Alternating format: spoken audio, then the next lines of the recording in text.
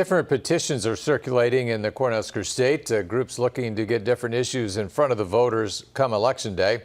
The group Paid Sick Leave for Nebraskans tells us they've collected more than 138,000 signatures. They're confident they will make the cut for the ballot in November.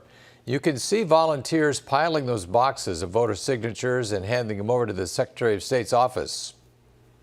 Today, we are one step closer to ensuring that all working Nebraskans can earn and use paid sick time when they need it. So that makes today a day of celebration.